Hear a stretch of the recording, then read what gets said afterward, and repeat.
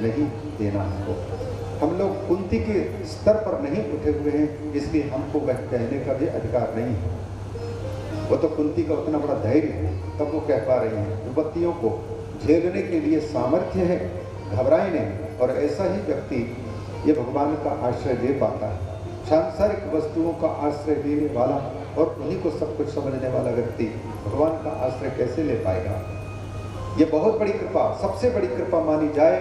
भगवान ने साधन दिया हो, फिर भी साधन देने वाले प्रभु को नहीं भूलता जो व्यक्ति, धन संपत्ति पाकर, परिवार पाकर के, पद प्रतिष्ठा पाकर के भी भगवान को नहीं भूल रहा है, उस पर सबसे अधिक भगवान की कृपा है। क्योंकि ये भूल भुलैया में ये सब कुछ देकर के भुलाने वाली वस्तुएं हैं सब। जैसे माँ छोटा बच्चा बार बार उपद्रव कर रहा हो, उधम मचा रहा हो, तो उसके मनपसंद का खिलौना दे देती है और उस खिलौनों के पा करके, और जब तक खिलौने को खेलता रहता है तब तक के लिए माँ को याद न करते हुए मस्त रहता है और माँ अपने कामों को फुर्सत में करती रहती है। वैसे ही भगवान भी चाहते हैं कि संसार की वस्तुओं को दे दें, खेल खिलौनों को, और इन खेल खिलौनों में मस्त रहें, हम भी फुर्सत में रहेंगे, निश्चिंत रहेंगे। संसार में जो कुछ चीजें प्राप्त हुई हैं वो सब के सब हैं तो भगवान को याद कराने वाली। जिसने दिया है उसको याद करना चाहिए, लेकिन उल्टा होता है, जिसने दिया वो विस्मृत हो जाता है और इन वस्तुओं की मुख्यता हो जाती है। इन्हीं में हम इतने उलझ जाते हैं कि हर दिन यही कोशिश रहती है कि अभी तो समय है, अभी तो समय है, अभी तो 20-25 साल, अभी तो 85 साल हुए, अभी तो काफ़ी समय है जिंदगी के, करते रहेंगे। हमेशा कल पर छोड़ता रहता है और कल पर करते करते करते काल ही उपस्थित हो जाता है, कर नहीं पाता। संसार की इन सारे भूल भुलैया की चीज़ों को पाकर के भी जो व्यक्ति साधन देने वाले, पद प्रतिष्ठा देने वाले को नहीं भूलता, उस पर सबसे बड़ी कृपा होती है। नारद जी की बात आ, नारद जी कहते हैं कि प्रभु मुझे अब समझ में आया, जब मेरी माया को आपने अपनी माया को किनारे कर लिया। ये सचमुच आपके बताए अनुसार ये शैवी माया है, भगवान शिव की माया है कि उन्होंने जहाँ तपस्या की थी वहाँ बैठ कर के हमने आराधना तपस्या की तो हमको लगा कि हम वशी हो गए, वशिष्ठ हो गए, काम को अपने अधीन कर लिए, माया हमको कुछ नहीं कर सकती। और भगवान शिव ने मना किया, लेकिन भगवान शिव के मना करने पर भी हमने विष्णु के सामने ये बात कह दी, ब्रह्मा के सामने ये बात कह दी कि हम काम विजयी हैं। और सचमुच आप अपने भक्त को आगे चल करके पीड़ित ना हो, कष्ट ना हो, यही सोच करके आपने बंदर का रूप दिया, जिससे कि मैं संसार में फंसने न पाऊं। ये आपकी करुणा थी। अब मुझे मालूम पड़ गया जब मेरी माँ, आपने अपनी माया को हटा दी। भगवान, मैं यही प्रार्थना करता हूँ, मेरे मुख से निकले हुए आपको, आपके प्रति जो ये शाप निकला है, इस शाप को, यह शाप न लगने पाए। पर भगवान कहते हैं, नारद, यह आपका शाप नहीं है, ये मेरी ही प्रेरणा से जो कुछ निकलता है मुख से तुम्हारे, वो मेरे हित के लिए है। क्योंकि आगे जो विधान करना है, विश्व में धर्म की प्रतिष्ठा करनी है और अधर्म के रास्ते पर चलने वाले लोगों की संख्या बढ़ चुकी है। अतः उन अधार्मिकों को और अधर्म को समाप्त करने के लिए मेरा आपके शाप को अंगीकार करके अवतार लेना आवश्यक है। महाराज दशरथ के समय पर अकेले महाराज दशरथ टक्कर खाते लेते रहे, लेकिन रावण जैसे न जाने कितने वर्षों से जी रहे थे और पूरी पृथ्वी पर उन्होंने राक्षसी संस्कृति को, आसुरी संस्कृति को प्रतिष्ठापित कर रखा था। इस आर्यावर्त की भूमि पर भी, जिसको भारत कहते हैं, उस भारत भूमि पर भी रावण ने अपने कई प्रकार के लोगों को नियुक्त कर रखे थे, निशाचरियों को भी, निशाचरों को भी। वयम रक्षाम, हम रखेंगे, ये धरती हमारी है, धर्म हमारा चलेगा। इस राक्षसी आसुरी संस्कृति का फैलाव करने के लिए कौशल प्रांत की सीमाएं भी घेरी जा चुकी थी, अवध प्रांत की। और नित्य निरंतर धार्मिक जनता भगवान से प्रार्थना करती रही कि प्रभु बचाओ बचाओ। इसलिए भगवान कहते हैं वह समय नहीं है जब तुम्हारे वचन को अंगीकार करके, इन्हीं शाप को अंगीकार करके इस पृथ्वी पर मैं ये दिखाना चाहूँगा कि किसी भी वस्तु के प्रति आसक्ति होती है वही रुलाती है, और जिस वस्तु के प्रति आसक्ति नहीं होती है उस वस्तु से कोई लेना देना नहीं होने के कारण व्यक्ति प्रसन्न ही रहता है, अप्रसन्न नहीं रहता। ये सारा चरित्र दिखाना है। सीता जी के वियोग में दर दर भटकते हुए रोना, ये भागवत के अनुसार और यहाँ के अनुसार भी ये जगत शिक्षण के लिए, संसार को सिखाना है। एक उदाहरण है, क्योंकि सबसे अधिक आसक्ति प्रायशः पुरुष की स्त्री में होती है, इसलिए संसारासक्त जो अत्यंत कोई भी वस्तु हो, केवल स्त्री ही नहीं, केवल सीता ही नहीं, जिस वस्तु में हमारी आसक्ति होती है वही आंख से आंसू निकलवाती है। ये सिखाना है। इसीलिए तो हनुमान जी जो भगवान श्री राम के ये अनन्य भक्त हैं, उन्होंने स्तुति करते समय पर पंचम स्कंद में श्रीमद् भागवत महापुराण के वो कहते हैं कि प्रभु भले जब जब होए धर्म की हानि, बढ़े अधम असुर अभिमानी, और तब आप जन्म लेते हैं, अवतार ग्रहण करते हैं, और आपका वचन भी है यदा यदा ही धर्मस्य ग्लानिर्भवति भारत अभ्युत्थानम अधर्मस्य तदात्मानं सृजाम्यहम्। धर्म की हानि होती है, सनातन धर्म पर कई प्रकार के संकट मंडराते हैं, और धर्म के ठेकेदार भी उस समय पर अपने ठेकेदारी को बंद करके अधार्मिकों के अंदर में घुस जाते हैं। तब ठीक उसी प्रकार से आप स्वयं को अवतीर्ण करते हैं, जब जैसे फिल्म इंडस्ट्री में काम करने वाले हीरो हीरोइन आदि जितने भी हैं, एक्टर एक्ट्रेस, उनके द्वारा एक्टिंग की जाती है। डायरेक्टर को यदि पसंद नहीं आई तो फिर बार बार उनको डायरेक्शन देते हैं, लेकिन फिर भी नहीं कर पाते तो फिर अंत में डायरेक्टर को खुद एक्टिंग करके दिखाना पड़ता है। वैसे ही आप सारे संसार रूपी फिल्म के डायरेक्टर, और इन पात्रों को जब चलते नहीं आता और इन पात्रों को सही मार्ग पर चलाने के प्रतिनिधि रूप सामाजिक सुधार वाले लोग, समाज सुधारक लोग, धार्मिक लोग, देश के मुखिया लोग जब स्वयं ही इतने भ्रष्ट हो चुके हैं कि किसको कौन सुधारेगा, तब ऐसी स्थिति में आप अवतार ग्रहण करके दुनिया को चलना सिखाते हैं। राम बनकर आते हैं, कृष्ण बनकर आते हैं, परशुराम बनकर आते हैं, नाना रूप में आते हैं। यह तो सच है कि आप धर्म की संस्थापना के लिए, धर्म की रक्षा के लिए अवतीर्ण होते हैं। यह आपके मुख से निकली हुई वाणी भी है, और कभी लोग आपके इन भावों को व्यक्त भी करते हैं। लेकिन मुझे ऐसा लगता है भगवान, ये बात मुख्य नहीं है, ये बात गौण है। क्यों? प्रभु आप कुत्ते को भौंकना सिखाने के लिए कब आप उसके सामने प्रकट होकर के शिक्षा देते हैं?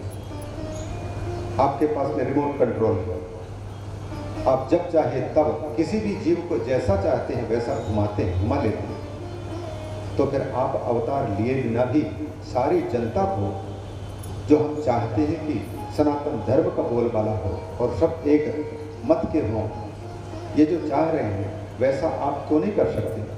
आप आसानी से कर सकते हैं। लेकिन जगत को सिखाना है, सीख कर, देख कर के ही सीखता है। उपदेश से दूसरे नंबर पर सीखता है, पर पहले आचरण देख करके सीखता है समाज, कोई भी व्यक्ति।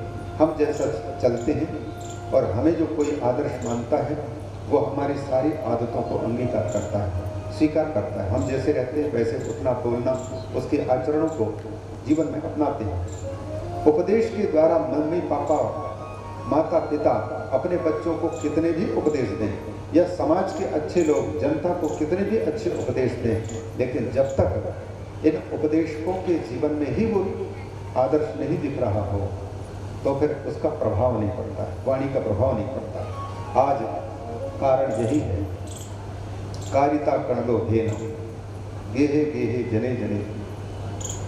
समाज के सुधारक कहलाने वाले या व्यासपीठ पर बैठने वाले हों, चाहे फिर कोई भी व्यक्ति जो मुखिया है, उनकी वाणी में ओजस्विता भले दिख जाए लेकिन प्रभावकारिता दिखने में आनी चाहिए। प्रभाव कितने पर पड़ रहा है।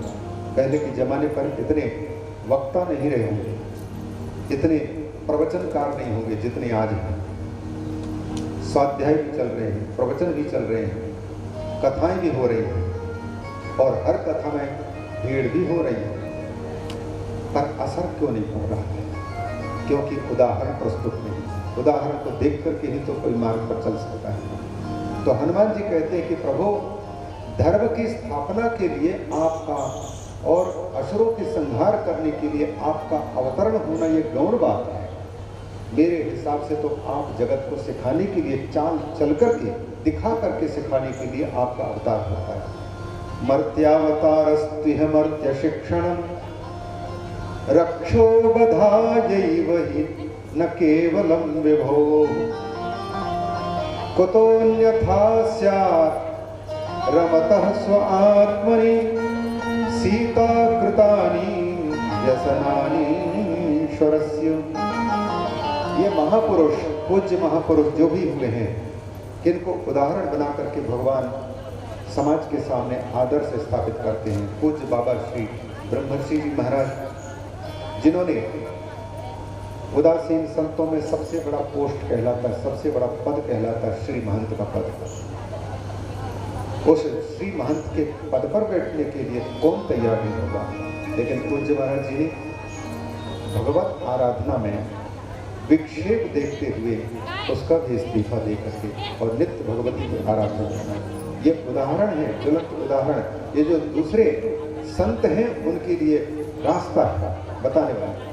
तो नारद जी की भी स्थिति आ रही है। हनुमान जी कहते हैं कि भगवान, आप केवल मर्त्य अवतार, मनुष्य के रूप में जो आप अवतीर्ण होते हैं, मनुष्यों को सिखाने के लिए अवतार ग्रहण करते हैं।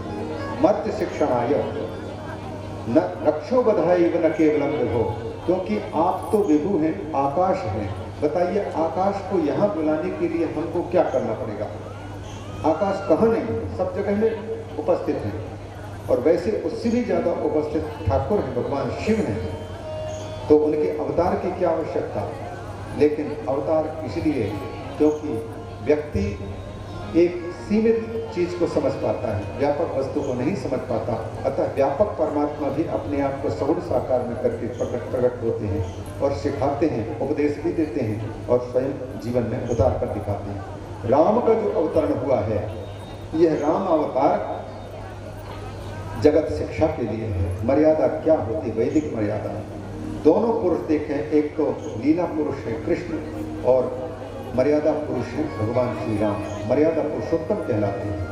राम के मार्ग पर चला जा सकता है, उपदेश ग्रहण करके भी चला जा सकता है और उनके आचरण को अपनाया जा सकता है। लेकिन लीला पुरुषोत्तम की लीलाओं को देख करके नहीं सीखा जा सकता। उनके लीलाओं को सुन करके और उनका तात्पर्य महापुरुषों के द्वारा जान करके चला जा सकता है। क्योंकि उनके अनुसार जीवन जिएंगे तब तो उन्होंने तो काली नाग के सिर पर भी नाचा, गिरिराज को वर्धन पर्वत को उठाया। हम लोगों के पास में कहाँ वो सामर्थ्य है? 16,108 पत्नियों में से एक भी पत्नी की किसी प्रकार की कोई शिकायत नहीं है कि हमें शब्द की जिंदगी जीते जीते नरक भोगना पड़ रहा है। एक भी स्त्री की, एक भी पत्नी की शिकायत नहीं है। यदि इतने पालन पोषण करने का सामर्थ्य आप में है, तब आप 16,108 ने करोड़ों रखिए, लेकिन एक पत्नी को तो खुश नहीं कर पा रहे, तो दूसरी तीसरी पत्नी 50 पत्नी रखने की हिम्मत कैसे कर रहे हैं? ठाकुर ने ये दिखा दिया। हम मना नहीं कर रहे हैं कि बहुविवाह मत करो, हम कहते हैं, लेकिन सामर्थ्य दिखा दिया कि सेवा कैसे की जाती है। द्रौपदी ने इन 16,108 पत्नियों से कुरुक्षेत्र के भूमि पर सूर्य ग्रहण के अवसर पर एक एक से पूछा कि देवी, तुम्हें किस प्रकार से श्री कृष्ण पति के रूप में प्राप्त हुए और तुम कैसे महसूस कर रही हो? तो उनमें से एक एक पत्नी ने यही कहा कि हमारा सौभाग्य है, हरदम हमारे साथ में रहते हैं और हमें कभी भी किसी प्रकार की कोई तकलीफ है नहीं। हम तो बार बार चाहते हैं कि हमारे जीवन के पति हों तो केवल श्री कृष्ण ही हों। जैसे मीरा कहती है, मेरे तो गिरधर गोपाल दूसरों ना कोई। भाई अगर ये सामर्थ्य है तो आप अनेकों विवाह करें, कोई निषेध नहीं है, लेकिन राम ने दिखाया कि आगे आने वाले युग में ऐसा नहीं हो सकेगा। अतः वो दिखाना चाहते हैं कि इस मर्यादा पर चलना।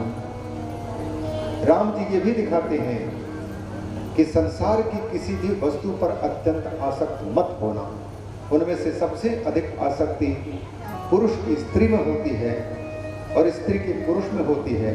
अतएव इन दोनों के ही उदाहरण को प्रस्तुत किया है। सीता जी और राम, शक्ति और शक्तिमान जगत को सिखाना है।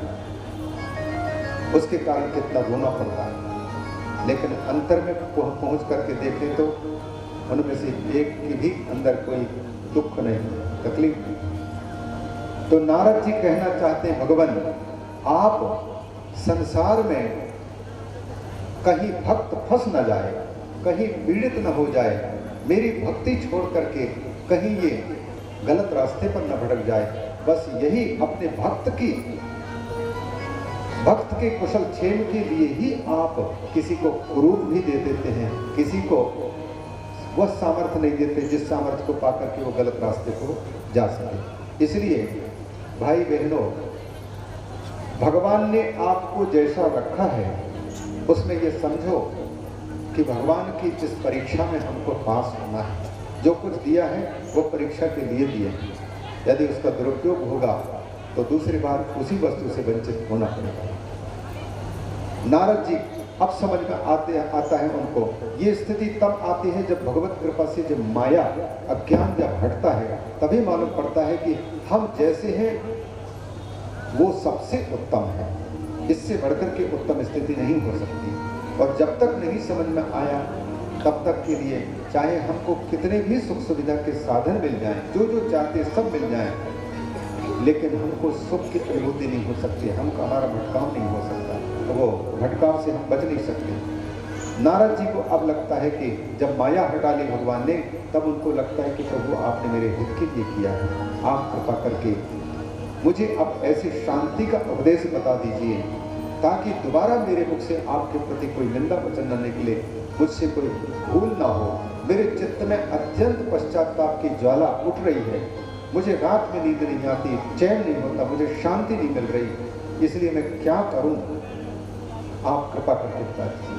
भगवान विष्णु ने कहा रामचरितमानस के अनुसार, जप हो जाए शंकर सतनामा, शांति तब मिलेगी, जाओ भगवान शिव के सतनाम का जप करो। एक वक्ता बड़े सुंदर ढंग से कह रहे थे, सतना क्षेत्र की बोल रहे हैं कि देखो भगवान सतना को पहले से ही जानते थे और बोलते थे इसका अर्थ कि जप ही जाओ शंकर सतनामा, सतना में जाकर के आराम से भजन करते रहना, शंकर के नाम जप। तो सतनामा मैंने ऐसा नहीं, गोस्वामी तुलसीदास ने सकार दंत सकार लिख दिया, शत है तालब्य शकार मैंने सैकड़ों नाम, वही बात यहाँ से अनुवाद किया गोस्वामी तुलसीदास जी ने। सांत्वना देते हुए कहते हैं कि जाओ भगवान शिव का आश्रय लो, जिन्होंने आपकी शांति के लिए और आपको किसी प्रकार की कोई बीमारी न होने पाए, अहंकार न होने पाए, इसीलिए तो कहा था कि इसको किसी से बोलना नहीं, लेकिन अपराध उनका आपने किया है, इसीलिए ये भगवान की कृपा से ये पीड़ा हो रही है। ये पीड़ा को भी वही शांत कर सकते हैं, क्योंकि तीनों पापों को, तीनों शूलों को दूर करने वाले भगवान शिव हैं, उनके पास त्रिशूल है, आपके सारे शूलों को, तीनों शूलों को हर लेते हैं और सुख के शूल देते हैं, और उनका नाम जपो जाकर के। वो महिमा बताते हैं, शिवेति नाम दावाग्निर महापातक पर्वताः भस्मी भवन्त्यनायासात् सत्यम सत्यम न संशयः। शिव यह जो नाम है, यह नाम सब प्रकार के पापों को दूर कर देता है, सब प्रकार के अपराधों को दूर कर देता है, पाप अपने आप भस्म हो जाते हैं। पाप मूलानि दुखानि, दुख के मूल क्या है? व्यक्ति कोई परेशान है तो परेशान हूं कह करके अपने ही पाप वृत्ति को, अपने ही पूर्व में किए हुए अपराधों को विज्ञापित कर रहा है। पाप ताप के बाप हैं। पाप अपराध हमारे ताप के क्लेश के मूल हैं। इसलिए कहते पाप मूलानि दुखानि, दुख जो आते हैं पाप मूलक होते हैं। हमने यदि इस जन्म में या पहले जन्म में किसी को दुख दिया है, कांटे हुए हैं, सताया है, और उस अपराध का फल यदि आज ही मिलता है तो हो सकता है कम दुख भोगना पड़ेगा। यदि कल मिला, परसों मिले फल, या इस जन्म में नहीं मिला, दूसरे जन्म में मिला, तो जितने अधिक दिन बाद आज के किए हुए पाप का फल मिलेगा उतने ही ब्याज सहित कष्ट प्राप्त होगा। जैसे बैंक में जमा करते हैं, जितना अधिक पैसा जमा करते हैं और जितने अधिक दिन के बाद में हम निकालते हैं, आहरण करते हैं, तो उतने ही अधिक ब्याज मिलता है। वैसे ही आज का किया हुआ पुण्य या आज का किया हुआ पाप जितना जल्दी मिलेगा उतना ही कम होगा, और जितने विलंब से मिलेगा उतना ही उसका दुगना होगा। पाप का फल इस जन्म में न जाने कितने नंबर के पूर्व में मनुष्य जन्म जो प्राप्त किए थे, किस नंबर के मनुष्य जन्म में किए हुए पापों का फल आज हमको अकस्मात बिना कारण के दुख के रूप में प्राप्त हो रहा है। और सुख भी किसी जन्म में किए हुए पुण्य का फल मिल रहा है। सुख मूल पुण्य मूलानि सुखानि। इसलिए ब्रेक यहीं देना, इसी शरीर में देना, इसी वक्त देना, इसी समय देना, तब तो ये दुख कम होते जाएंगे। ये कोई एक जन्म में किए हुए सत्पुण्य या पाप का फल भोगने के लिए कई शरीर ग्रहण करने पड़ते हैं और कई बार ग्रहण करने पड़ते हैं। क्यों ग्रहण करने पड़ रहे हैं? क्योंकि उनका ब्याज अब पता नहीं, इस मनुष्य शरीर को हमने जो प्राप्त किया है, इस मनुष्य शरीर में सुख भी मिल रहा है, दुख भी मिल रहा है। अब ये सुख और दुख पूर्व मनुष्य जन्म में किए हुए कौन से पुण्य और पाप का और कितने जन्म पहले के किए हुए पाप और पुण्य का फल मिल रहा है, ये कोई जरूरी नहीं। वो निर्णय करने वाला, कर्म फल का निर्णय करने वाला आज भी दे सकता है फल, और वो उचित समझ करके कई जन्मों के बाद भी दे सकता है। इसीलिए कर्माधिकारी मनुष्य को भगवान श्री कृष्ण की गीता कहती है कि कर्म करने में तो सबका अधिकार है। ऐसा नहीं कहते कि वो दुष्कर्म करने में सबका अधिकार है कि सत्कर्म करने में अधिकार है। बस कर्म तुम जो भी करना हो हमने खुली छोड़ के रखी, पाप करो या पुण्य करो। कर्मण्येवाधिकारस्ते मां फलेषु कदाचन। लेकिन फल में तुम्हारा अधिकार नहीं चलेगा, फल में तुम्हारी इच्छा नहीं चलेगी। अपनी इच्छा के अनुसार हम तो पाप कर ले रहे हैं, पुण्य कर ले रहे हैं, लेकिन पाप और पुण्य का फल कब मिलेगा, कितना मिलेगा, उसके चिंतन करने का अधिकार कर्मी को नहीं दिया गया है। क्यों? यदि ऐसे संविधान की कोई धारा हो जिसमें कि पाप पुण्य अपराध करने के लिए व्यक्ति को खुली छूट दे दी जाए, अच्छे करने के लिए भी और बुरे कर्म करने के लिए भी छूट दी जाए, और फिर उनके फल भोगाने के लिए गवर्नमेंट की ओर से यह खुली छूट दे दी जाए कि आप जो भी करो पर फल जो चाहते हो वही मिलेगा।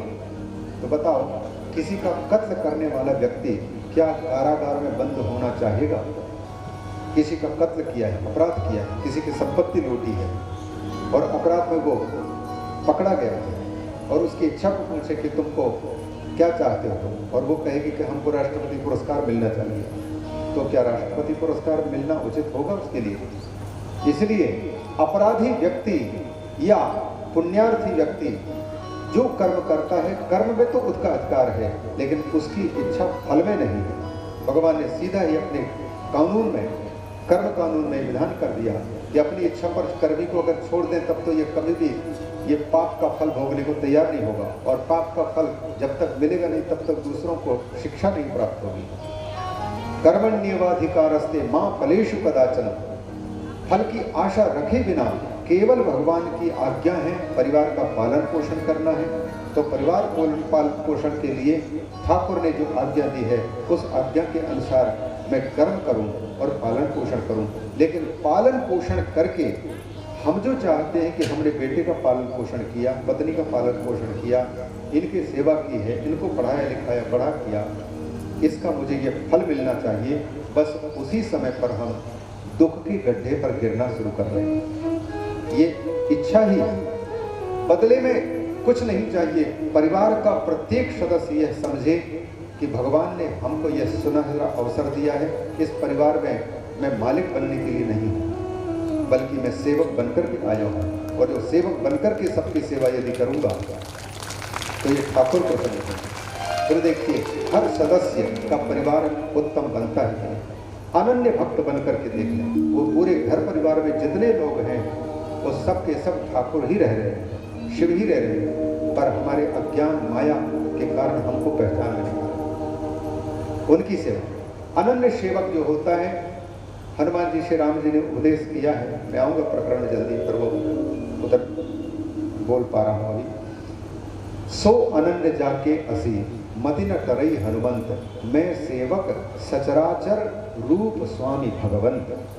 मेरा अनन्य भक्त वो है जो अपने आप को केवल सेवक मानता है और अपने से अतिरिक्त जो कुछ हो, जीव जंतु पशु पक्षी घर परिवार समाज, उन सबको परमात्मा का अपने मालिक का रूप मानता है और इस भाव से उनको खुश करने के लिए सेवा करता है, वो मेरा अनन्य भक्त है कहते हैं। ऐसी स्थिति में घर परिवार में जो विपत्तियां हैं, मुसीबतें हैं, अव्यवस्था है, अशांति है, वो अपने आप शांति में बदल जाएगी। शंकर जी के परिवार को देख लें, कितने विरुद्ध स्वभाव वाले लोग रह रहे, पर वो शांता कारण भगवान है। शांतम शाश्वतम अप्रमेय मनघम निर्वाण शांति प्रदम। शांत तो हम सेवक बनकर के रहे यदि तो ठीक हो सकता है, नहीं तो नहीं हो पाता। अशांति छोड़ नहीं पाएंगे, मूल जगह में पहुंचेंगे, ज्यादा ही विस्तृत न हो जाए। शांति को पाना है तो फिर हमको जो शास्त्र कहते हैं और समाज मर्यादा कहती है, उस मर्यादा के अनुकूल चलना और शास्त्र के निर्देश के अनुसार कर्म करना, लेकिन कर्म का फल नहीं चाहना। माँ बाप यदि बच्चों को जन्म देकर के सेवा कर रहे हैं, बड़ा किया, और बदले में ये आशा जमाते रखे हैं कि बड़े होकर के बेटा हमारी सेवा करेंगे, बुढ़ापे में काम आएंगे, और मान लीजिए ये इच्छा तो कर ली और नहीं सेवा किए, तो ऐसी स्थिति में पछताने के अलावा कुछ नहीं रहेगा, जीवन बेकार चला गया ऐसा लगेगा। उसी प्रकार से घर का प्रत्येक सदस्य बस निरपेक्ष भाव से, भगवान ने मुझे मनुष्य शरीर दिया है, बुद्धि दी है, आँख दी है, हाथ दी है, और सेवा करने की बुद्धि दी है, सामर्थ्य दिया है। अतः जब तक जीवन है तब तक भगवान के रूप, इन रूपों में आकर के भगवान ही हमारी सेवा स्वीकार कर रहे हैं, ऐसा मानकर के अगर सेवा करते हैं तो उस व्यक्ति को तपस्या करने के लिए, साधना करने के लिए बहुत दूर भागने की जरूरत नहीं है। घर ही स्वर्ग है, घर ही वैकुंठ है, घर में सब कुछ हो सकता है। तो शांति को पाने के लिए यहाँ पर देखिए, कर्म करें। भगवान कहते हैं कर्म में अधिकार है, लेकिन कर्म फल में अधिकार नहीं है। अच्छा, तो फिर कर्म फल में अधिकार नहीं है तो हर इंसान की प्रवृत्ति देखी जाती है जब कोई मुनाफा दिखाई दे।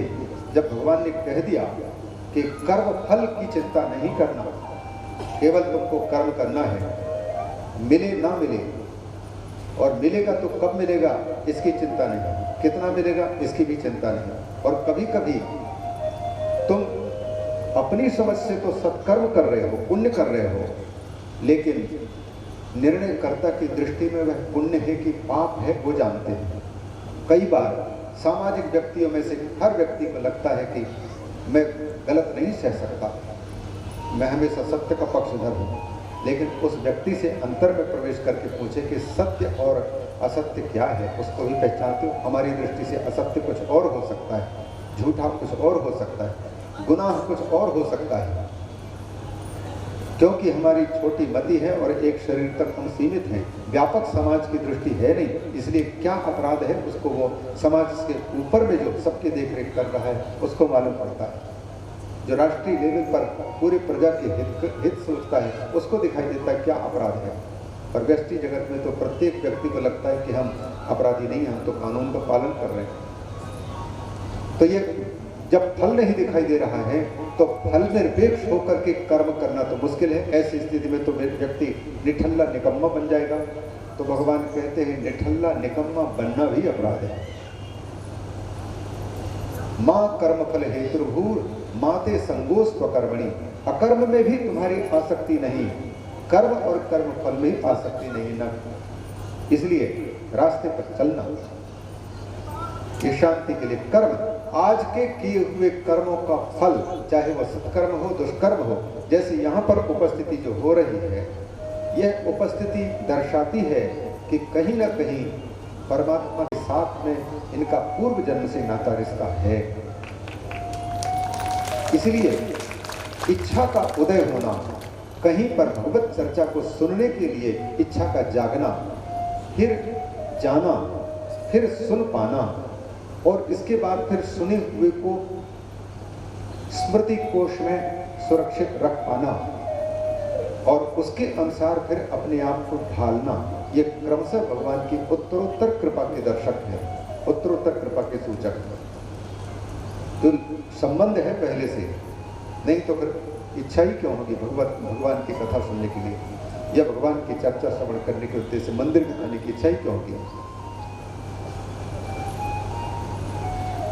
नारद जी से कहते हैं कि तुम अपने जीवन को सुधारो, पाप मूलानि दुखानि विविधानि, जाओ शिव जी के अर्चन करो, भगवान के चरण कमल में पहुंच करके अपने किए हुए अपराधों की क्षमा याचना करते हुए बार बार ये प्रार्थना करो कि प्रभु हमने आपकी आज्ञा का उल्लंघन किया, आपने हमारे हित के लिए ही मना किया था कि अपने किए हुए सफलता का बड़ाई कहीं करना नहीं।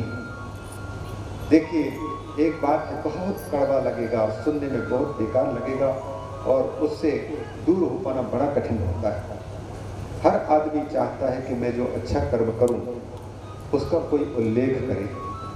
हर व्यक्ति चाहता है कि मैंने अगर किसी का हित किया है तो वो सामाजिक दृष्टि में आए, वो तो अच्छी बात है, आना भी चाहिए, लेकिन उसकी इच्छा के अनुसार नहीं, बल्कि समाज स्वयं उनके न चाहने पर भी सामान्य लाए, तब तो अच्छा ही है। और हमारी यदि चाह है कि हमने यदि 1 लाख रुपए का दान किया है मंदिर में, तो वो सबके सामने कम से कम 1 लाख की जनता के बीच में हमारा नाम घोषित हो, तो वह घोषणा तक ही उसका फल है।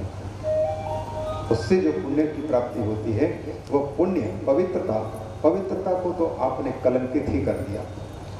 इसलिए अपनी अच्छाई को ठीक उसी प्रकार से छिपाना जैसे हम तिजोरी में छिपा के रखते हैं पैसे को, कि बता देते हैं आप कि हमारी तिजोरी में इतने पैसे रखे, धीरे जवाब आता है, क्योंकि छिपा करके रखने में ही भलाई है।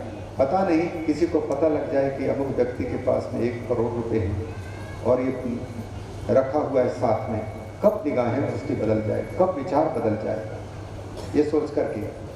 तो जैसे हम अपने पैसे को बिल्कुल बहुमूल्य वस्तु को जिसको बहुत चाहते हैं उसको छिपा के रखते हैं और दिखाते उसको है जिसको हम नहीं चाहते, और ज़्यादा से ज़्यादा उसके हानि हो जाने पर भी कोई दिक्कत नहीं। उसी प्रकार से दुष्कर्म यदि हमारे से कोई हो गया, अपराध कोई हो गया, आप चाहते हैं कि हमारा यह अपराध निरपराध में बदल जाए, तो उसको अधिक से अधिक जनवाने की कोशिश करना बहुत कठिन है। यह कोई बिरला ही पांडु हो सकता है जो ईमानदारी के साथ कह दे कि आज मुझसे किंदम ऋषि की हत्या हुई है, इसलिए मेरा गद्दी में बैठने के अधिकारी नहीं। जबकि हमारे किसी अपराध के कारण और किसी पाप के कारण समाज यदि हमारी निंदा कर रहा है तो हमारे पाप का बंटवारा कर रहा है, वो हमारे किए हुए अपराध को बांट रहा है और हमारी शुद्धि होती जा रही है, अंदर से शुद्धि होती है, पाप वृत्ति रुकती। इसलिए निंदा यदि हम करते हैं तो निंदा जिनकी हो रही है उनकी तो पवित्रता बढ़ती जाएगी और निंदा करने वाले इसकी निंदा करके उसके पाप में बंटवारा किया, ऐसा होता है। आज कोई व्यक्ति किसी कुचक्रवश, किसी षड्यंत्रवश यदि सचमुच अपराधी ना हो और किसी न किसी षड्यंत्र के चलते समाज की दृष्टि से, राष्ट्र की दृष्टि से, जन समवाय की दृष्टि से पापी नजर आ रहा हो, तो पापी होना और न होना उसके ऊपर, उसकी सत्यता और असत्यता पर निर्भर करता है। लेकिन क्या हमने उसके पाप को देखा सुना है? और जो कुछ बातें होती हैं वो तो सबके साक्ष्य के आधार पर अथवा कोई व्यक्ति के झूठ और सच के आधार पर वहाँ लेखन होता है। और इसके अनुसार फिर का कहना है धर्म के सामने कि जो व्यक्ति किसी के अपराध का बखान करता है और इस कारण से यदि उसकी निंदा फैलती है तो उस अपराध का बखान करने वाले को ही उतना ही पाप लगता है जितना पापी पाप किया है। ये बात वहाँ की है। आप लोगों को देखना चाहिए इन धर्मशास्त्रों को, अध्यात्मवाद को।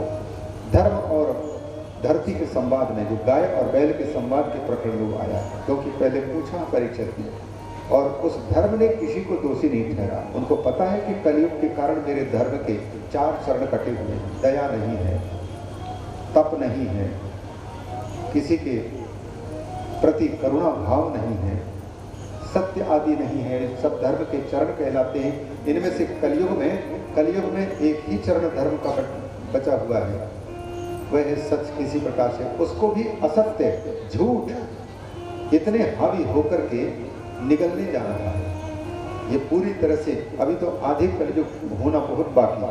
अभी तो कलयुग के कलि प्रथम चरण चल रहा है। वो भी कितने तक?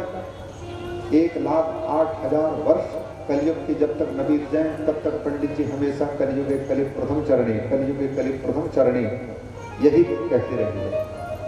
1,00,000, अभी तो केवल 5,000 और 200-300 ज़्यादा से ज़्यादा हम अंदाज कर सकते हैं। इतने ही कलयुग इतना शिशु है।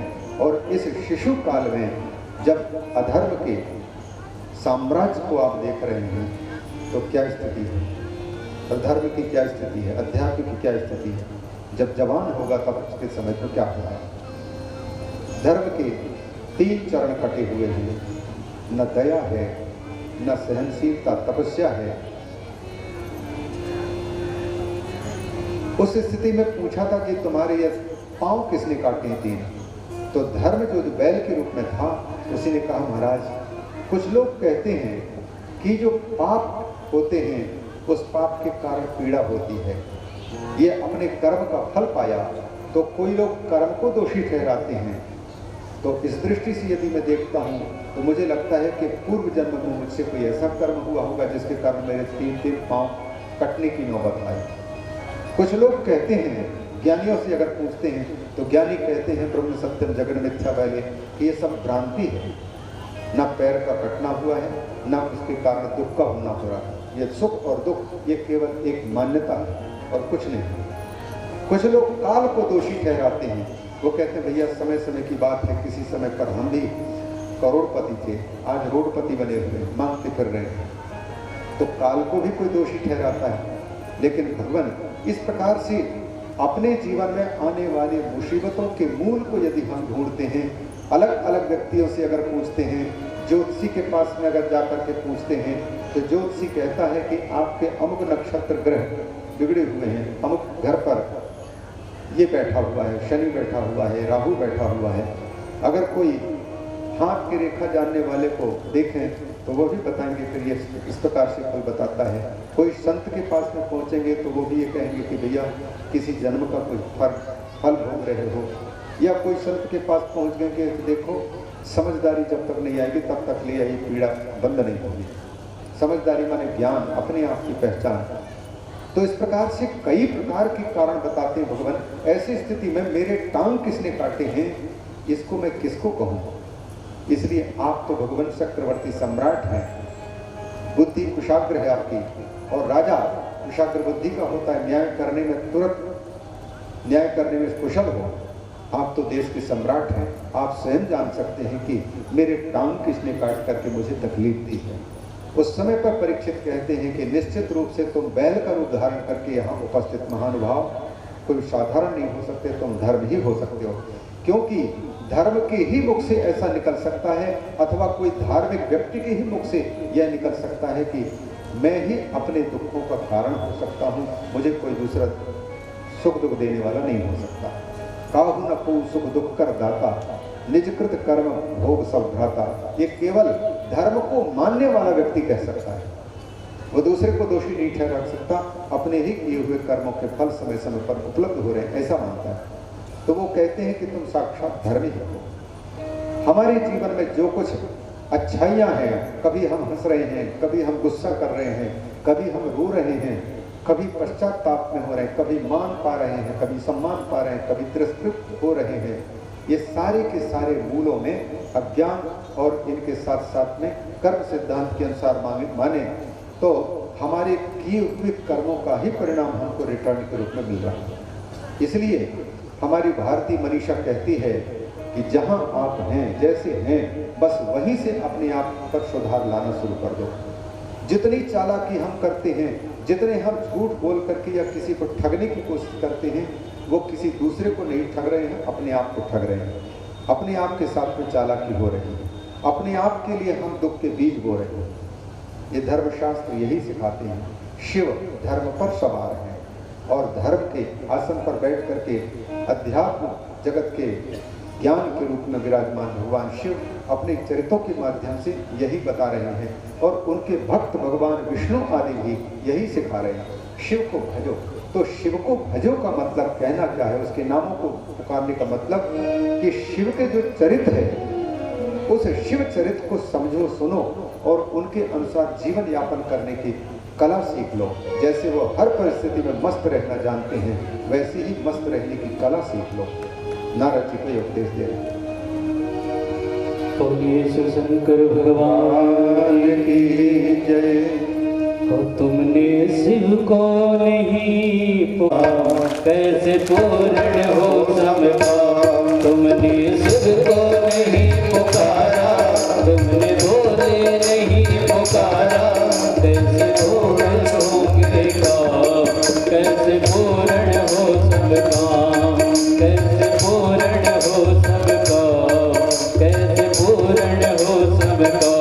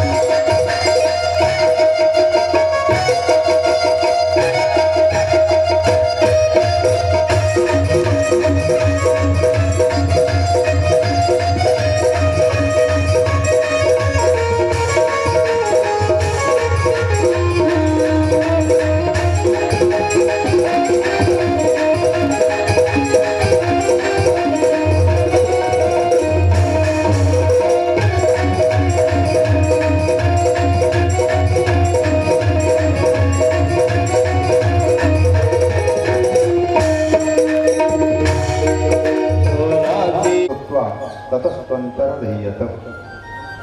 भगवान श्री हरि मुनि को इस प्रकार से प्रेम से उपदेश करके और प्रसन्न होकर के भगवान शिव और भगवान शिव की माया को प्रबल जान करके वहीं अंतर्हित हो गए। जब दिखना बंद हो गया, नारद जी ने जिस दिशा में भगवान लुप्त हुए उसी दिशा को नमस्कार किया और शांति से फिर भगवान को स्मरण करते, शिव को स्मरण करते हुए पृथ्वी मंडल में विचरण करने लग गए।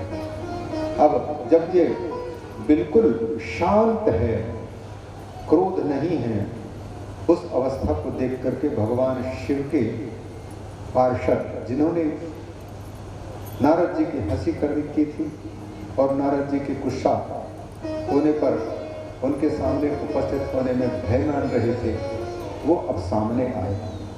उनके साथ में बातचीत हुई और नारद जी को उन्होंने खुश किया और नारद जी के ही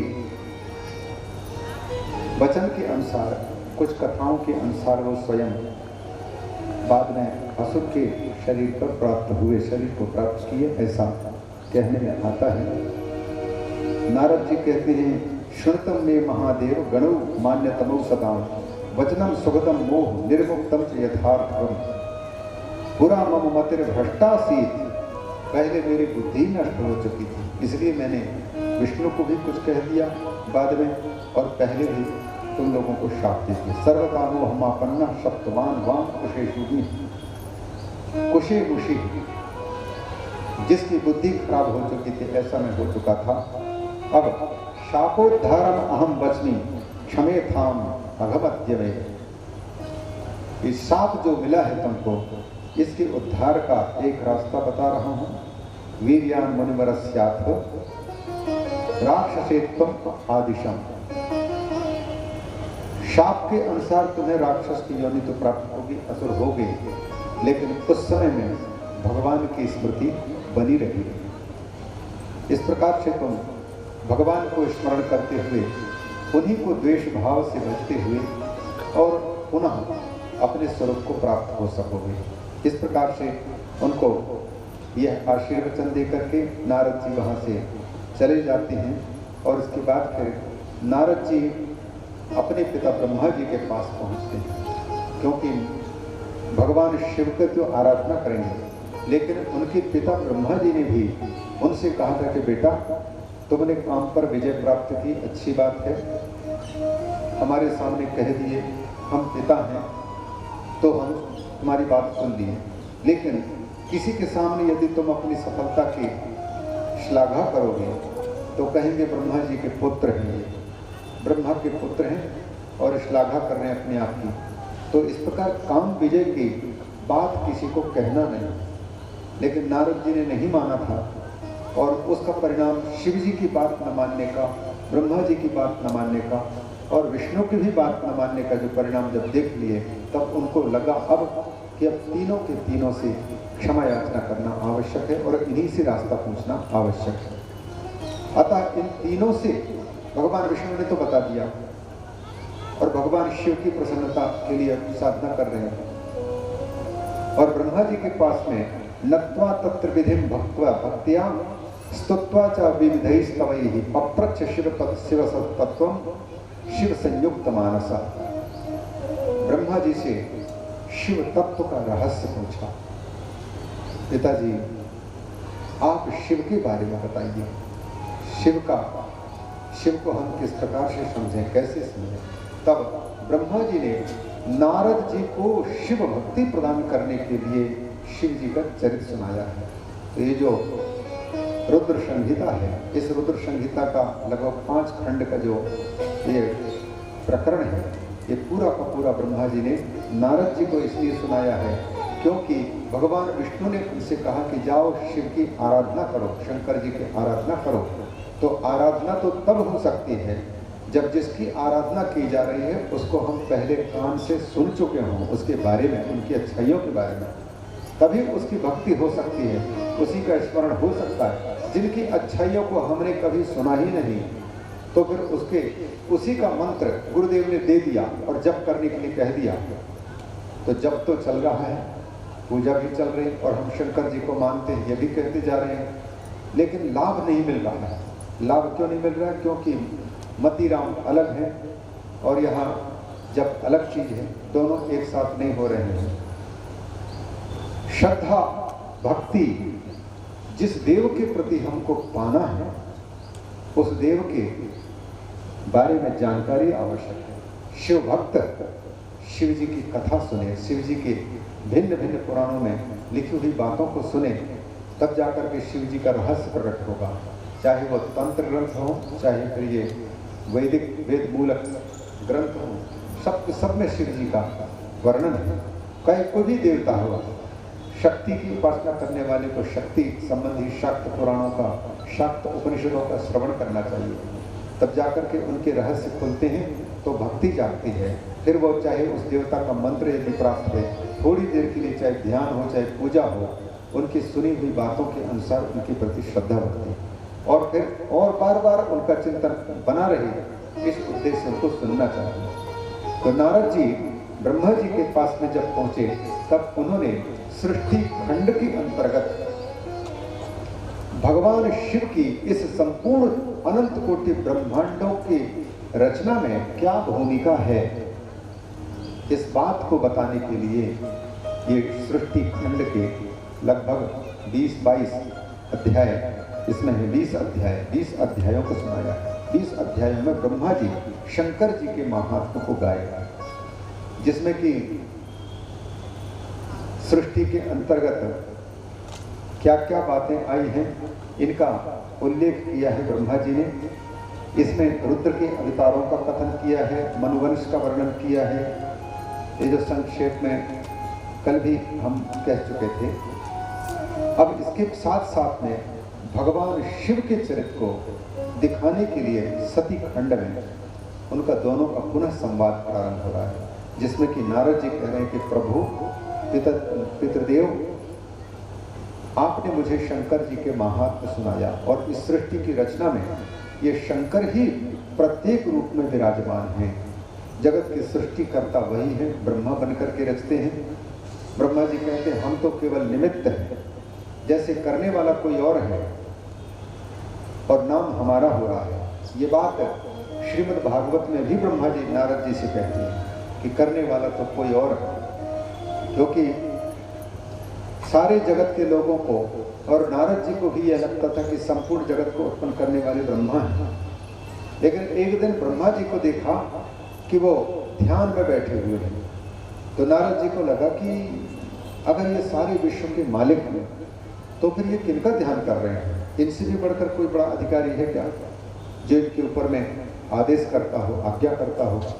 तो उन्होंने पूछ लिया कि पिताजी, हम तो आपको ही सबसे बड़े मानते थे, पूरे विश्व के स्वामी मानते थे, लेकिन आज आपको किसी का ध्यान करते हुए हमने जब देख लिया तो ऐसा लगता है कि आपसे भी बढ़कर कोई है। तो वैष्णव पुराणों में तो ये कहा जाता है कि वो है विष्णु, जिनके किए हुए पर हम कर रहे हैं। दुनिया को लगता है कि ब्रह्मा कर रहे हैं, लेकिन वही कर रखे हैं भगवान ने, और नाम हमारा बोला है।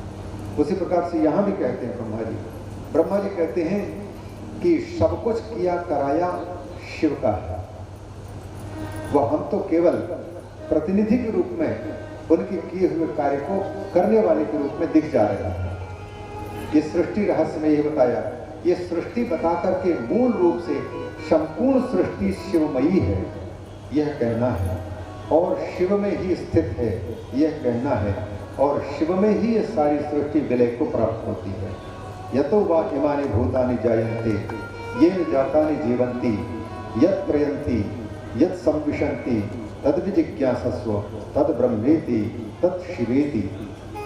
वही शिव तत्व है जिससे संपूर्ण जगत उत्पन्न हो रहा है, और संपूर्ण जगत जिसमें टिका हुआ है, और संपूर्ण जगत जिसमें विलय को प्राप्त हो रहा है। बस वही माताओं को जो कल परसों बताए थे, सोने और कुंडल का दृष्टांत।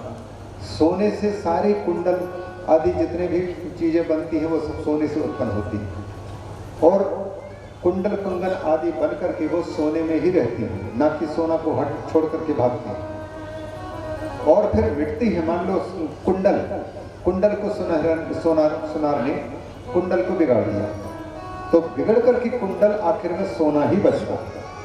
वैसे ही शिव ही से संपूर्ण जगत की उत्पत्ति होती है और शिव में ही संपूर्ण जगत टिका हुआ है। और अंत में प्रलय के देवता तो स्वयं है ही महाकाल, उसी में सबका संहार स्वयं शिव कर रहे हैं। ये सृष्टि के अंतर्गत यह बताना है कि जो कुछ हम देख सुन रहे हैं, ज्ञान के विषय कर रहे हैं, वो शिव के अतिरिक्त और कुछ नहीं, उसके गहराई में जाकर के जब चिंतन करेंगे तो इस प्रकार से नारद जी ने जब सृष्टि खंड को सुन लिया, तब इसके बाद में प्रश्न किया कि भगवान, हमने ये सुना है हरि प्रार्थनया प्रीत्या मंगलाम सुतपस्विनी प्रथमम दक्षपुत्री सा पश्चात सा पर्वतात्मजा,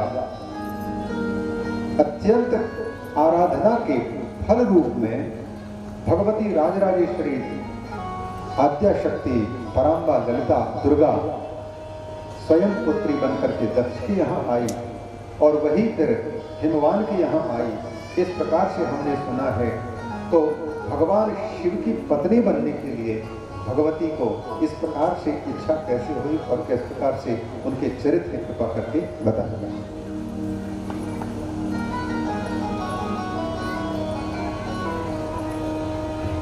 बोलिए कुंडेश्वर महादेव की।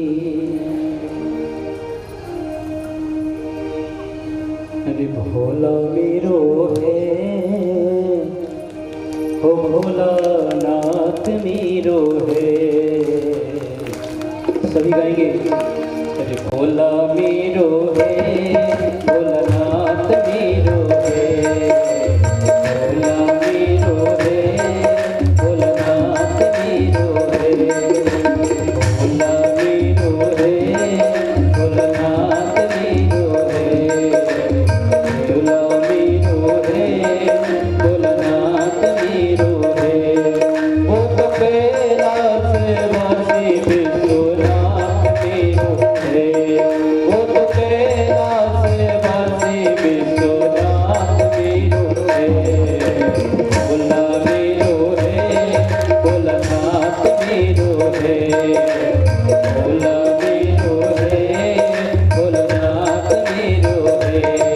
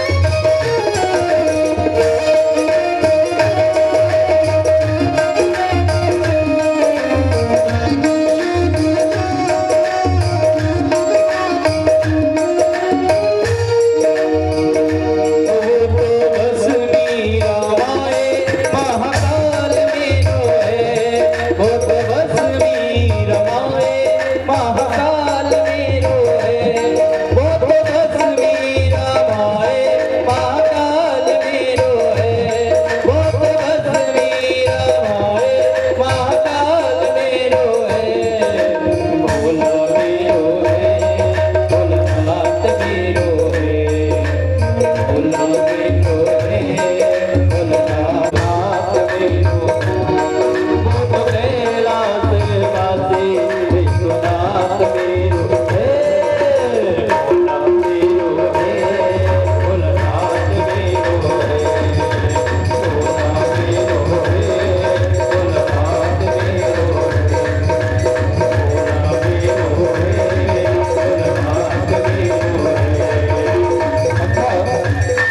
ढोलक आए कि ढोलक सिर्फ मेरा ही बस है क्या, आप लोगों का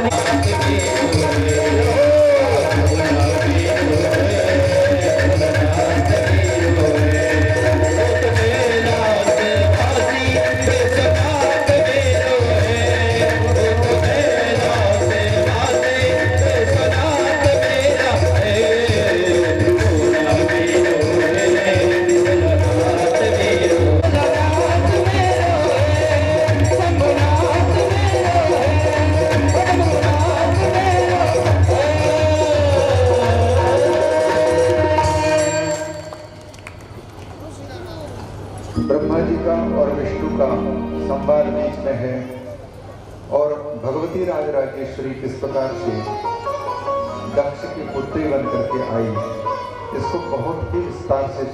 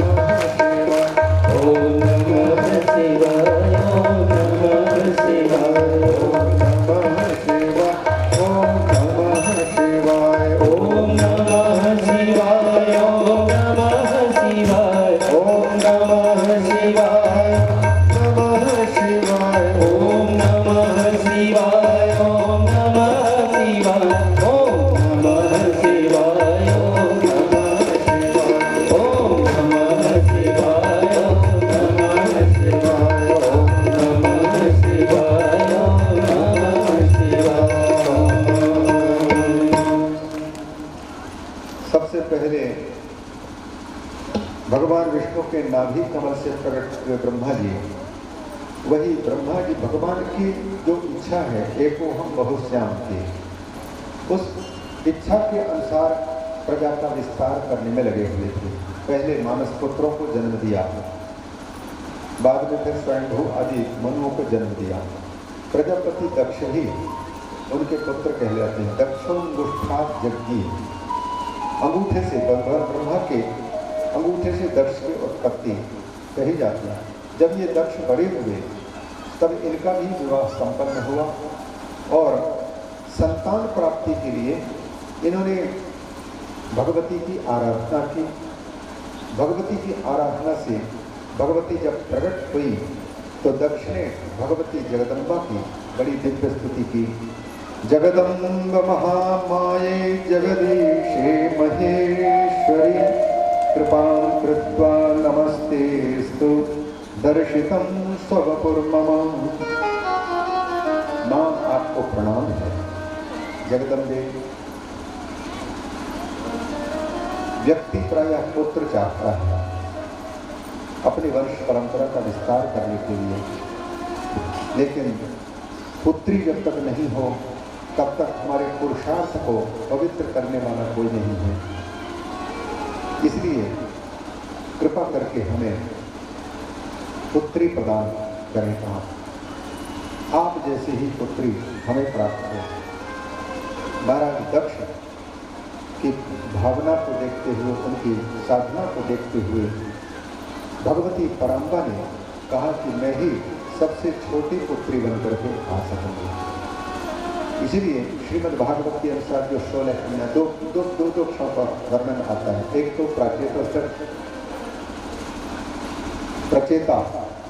प्रचेता के पुत्रों के रूप में आए दक्ष, एक ब्रह्मा के पुत्र के रूप में आए ब्राह्मदक्ष।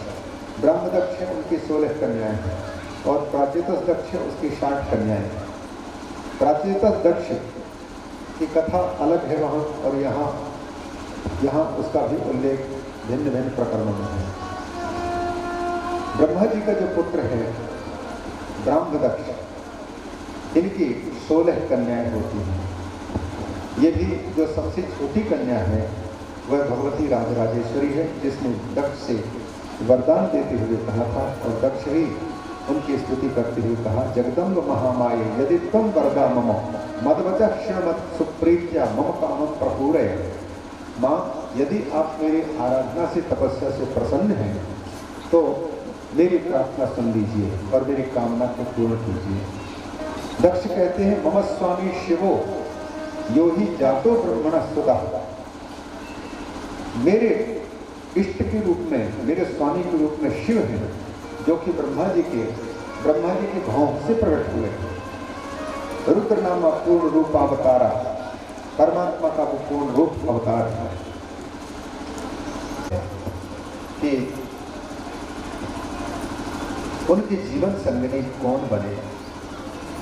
हम ये प्रार्थना करते हैं कि शिव को हमें अपने दामाद के रूप में हम देखें और आप हमारी बेटी के रूप में उपस्थित हो जाएं। आपके रहने पर हमारा भाग्य सुधर जाएगा और हम तपस्या जो किए हैं वह तपस्या व्यर्थ नहीं जाएगी। आगे भी जीवन आपके कृपा से चलती रहेगी, जिंदगी चलती रहेगी। भगवती तो प्रसन्न होकर के वरदान दे दिए। उस वरदान के अनुसार ये भगवती ने शर्त रखी, प्रजापति दक्ष, मैं तुम्हारे यहाँ पर पुत्री बन करके आऊंगी, लेकिन जहाँ कहीं भी मुझे अपमानित करने वाली बात होगी उसी दिन मैं आपका परित्याग करके जा भी सकती हूँ। मेरे हृदय को क्या भा रहा है, क्या अच्छा लग रहा है, इसको देख करके यदि घर परिवार के लोग और आप भी रहेंगे तब तक मैं नाता तोड़ सकती हूँ।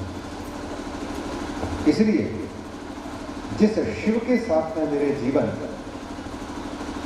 जोड़ने की इच्छा जाग रही है, उस शिव की कभी भी मैं निंदा नहीं सुन पाऊंगी। ये शर्त यदि मंजूर है तो मैं प्रकट हूँ। दक्ष ने उस समय को स्वीकार कर लिया कि मेरी बेटी को किसी भी प्रकार से उनके मन के विपरीत में कभी भी कोई कदम नहीं उठाऊंगा। और भगवती वरदान दे करके वहाँ से अंतरहित हो जाते हैं। कालांतर में वही फिर सती बन करके आते हैं। सत कहते हैं अच्छे को, अच्छाई, अच्छे इंसान को सत बोलते हैं। सतजन, सज्जन, अच्छे व्यक्ति को सज्जन। उसी प्रकार से अब ये पुरुष है तब तो उसको शन, संतो, संता, संत बोलेंगे। अगर बहनों में से कोई अच्छी है तो उसको सती बोलेंगे। सती माने अच्छी। तो अच्छी स्त्री नारी वर्ग के शिरोभूषण बन करके उपस्थित हुई भगवती राजराजेश्वरी प्रकट हुई। उनका नाम सती नाम करा गया। बचपन की बाल लीलाएं बहुत अच्छी हैं उनकी। जब वो बड़ी हुई तो उनके विवाह के लिए, क्योंकि हमको जल्दी पहुंचना है पार्वती के प्रसंग में, इसलिए इसको संक्षेप में कह दूं, लगभग कथा एक जैसी ही है। सती जब बड़ी हुई तो उनका विवाह भगवान शिव के साथ में हुआ। शिव के साथ में जब हुआ तो यह विवाह कहाँ हुआ था? हरिद्वार में। हरिद्वार के दो नाम हैं। शिव को मानने वाले लोग हरिद्वार बोलते हैं और विष्णु को मानने वाले हरिद्वार बोलते हैं। हरि का भी द्वार है, वो हर का भी द्वार है, हरिहर द्वार है। जहाँ पर गंगा जी पार्वती इलाके से उतर करके मैदानी भाग में पहली बार प्रवेश करती हैं, उस जगह को हरिद्वार, हरिद्वार। और कई गंगा जी के आश्रम में रहने वाले बहुत से अच्छे कर्म वहाँ पर हुए हैं। उसी जगह पर प्रजापति दक्ष रहते थे और वहीं पर उन्होंने कई प्रकार के यज्ञ अनुष्ठान भी किए थे। वहीं सती का घर उस जगह में जब बड़ी हुई सती देह त्याग होता है, वहां तक की कथा को कह करके और पार्वती जन्म तक सीधे पहुंचे। तो जब प्रजापति दक्ष ने शिव और सती का विवाह रचा तो उस समय दूर दूर से लोग वहां पर उपस्थित हुए और सती भगवती का लौकिक बहनों की भांति नहीं बल्कि विलक्षण ही ढंग से, क्योंकि ये साधारण तो है नहीं, साक्षात जगदम्बा है और भगवान शिव संपूर्ण जगत के पिता हैं, वही सती के साथ में भांवरी दे रहे हैं। चैत्र शुक्ल पक्ष है, त्रयोदशी तिथि है। मित्र देवता जिस नक्षत्र के अधिपति हैं ऐसे पूर्व फाल्गुनी नक्षत्र है, दिन है रविवार। आज दिन तो रविवार है, बल्कि चैत्र मास का जो शुक्ल पक्ष की त्रयोदशी नहीं है, पर वो सती जी के भावर की तिथि है। देखो, निमंत्रण आप जब देते हैं तो इस तिथि को इतने तारीख को भेज देते हैं, ये भावर है और इतनी तारीख को ये भोज होगा। लोग विवाह करें तो इन बातों को सोचते हो कि भगवान शिव के या देवी देवताओं के विवाहों में क्या आदर्श रहा है, उन आदर्शों को अगर अपनाते हैं तो विवाह संसार के लिए नहीं बल्कि संसार से पार होने के लिए हो जाता है। भगवान के चरित्र उसके साथ सम्मिलित हो जाते हैं। तो ये सुंदर सप्तपदी जो 7 भावर दिए जाते हैं, सप्तपदी कहा जाता है, सप्तपदी सख्य भी होता है। तो अभी उस चित्र को हम लोग केवल देख करके मन में बसा करके आगे बढ़े, क्योंकि समय बहुत कम बचा है। आप कल्पना करें कि अनेक पृथ्वी के जितने बड़े बड़े देवता हैं, ऋषि हैं और धनाढ्य लोग हैं, प्रजापति दक्ष के अधीन रहने वाले जितने जन हैं, वो सब के सब वहाँ पर उपस्थित हैं विवाह में। और दिव्य मंडप है, प्रजापति दक्ष के यहाँ किसी चीज़ की कोई कमी नहीं। हरिद्वार कनखल में गंगा जी के तट पर सुंदर समाज जगह है। हरिद्वार का एक एक घर मेहमानों से खचाखच भरा पड़ा हुआ है। और रोज के रोज, जैसे यहाँ पर हमारे विजय जी रोज बताते हैं आज चकाचक है, आज ये मिलेगा कल वो मिलेगा, वैसे ही वहाँ जब तक विवाह का पर्व चल रहा है तब तक के लिए खूब हर घर में मेहमान हैं और सबको खाने पीने को सुंदर मिल रहा है और खूब उत्सव मना रहे हैं। तो उन उत्सवों में अब ये भांवरी के समय का ये चित्र हम लोग देखते हुए गीत के माध्यम से और आगे बढ़ेंगे। सती सती शंकर की होय रही भांवरी, सती शंकर की होय रही भांवरी, कनखल हरद्वार भयो देवों का गावरी, कनखल हरद्वार भयो देवों का गावरी।